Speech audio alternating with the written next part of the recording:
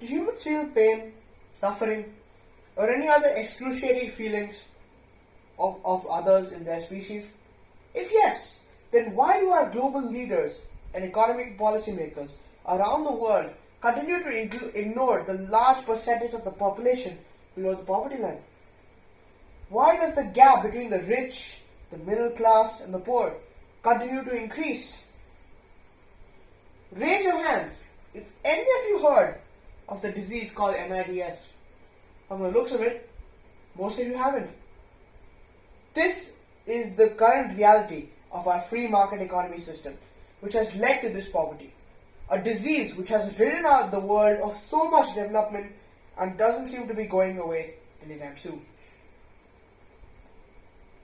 This beautiful, cherished economical system, which has been adopted by the leading and financial powerful countries of the world, but what is hidden is the monopoly created over products and how the system has been programmed to benefit the rich and allow them to get richer, while the poor and unfortunate continue to suffer as they are the ones being impacted by the unjust and unfair systems that the nations are built on today.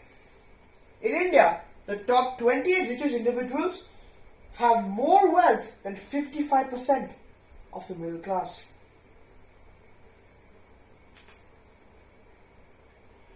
Capitalism. There are a lot of various reasons why capitalism is one of the major causes of poverty and inequality. It's mainly because of the manipulation of prices and products, services and wages. This is the main cause as it leads to a multitude of different problems.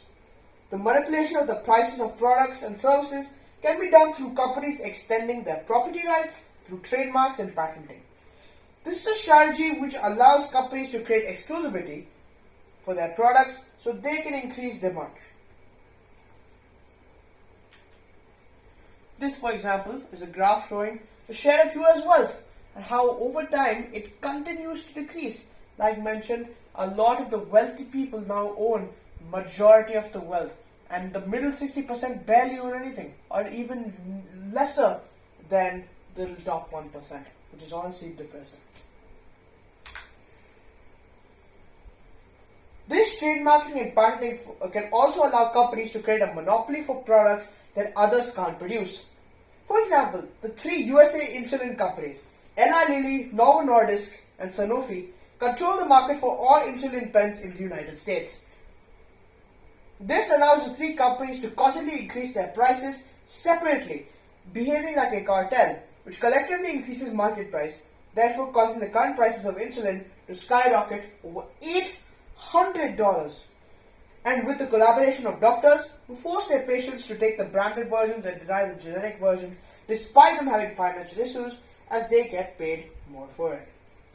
Now coming to India, my home country. India has always been at the forefront of the problems when it comes to poverty.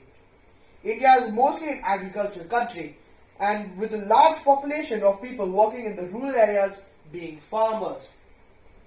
However, due to poor policy making and lack of empathy towards these hard-working farmers who spend their life just plowing in the fields, their life has become miserable, with a very low income and without any support from the government.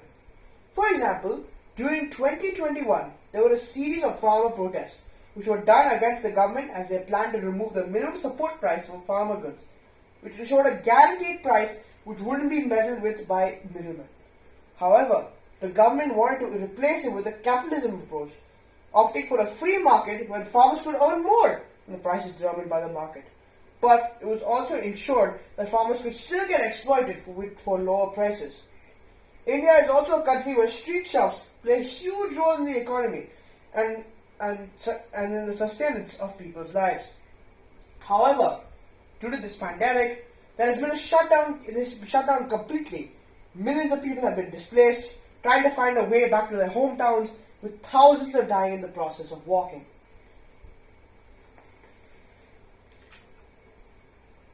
Let me ask you another question. How would you feel if you would wake up every morning and see someone lying on the bed, lying on the road, or someone begging for coins while you buy expensive clothing? It's a terrible feeling. So, what can we really do? Well, I encourage all of you here to help replace the current policymakers with young, passionate people who are here to help, who are willing to make a change. Like this. The current the power of young leaders who believe in positive development and improving the quality of life of people that live in an area. The innovation in policy making can help introduce new beneficial policies which can, for example, uplift local businesses and provide funds to farmers in order to help sell their produce better. This uncontrolled anger of the youth can be finally channeled in the proper way. Policy making has always been in the dirt, and having been in India and seeing this depressing news around the world of old people making irresponsible decisions is very painful. Protesting has also been very unpopular in other nations such as the United States, where young people are trying to fight for fair wage prices and to bring change to financial policies. However, protests are more expensive, and having seen this myself, I believe that practical change is always better than screaming at a wall that's never going to answer you back. Thank you so much.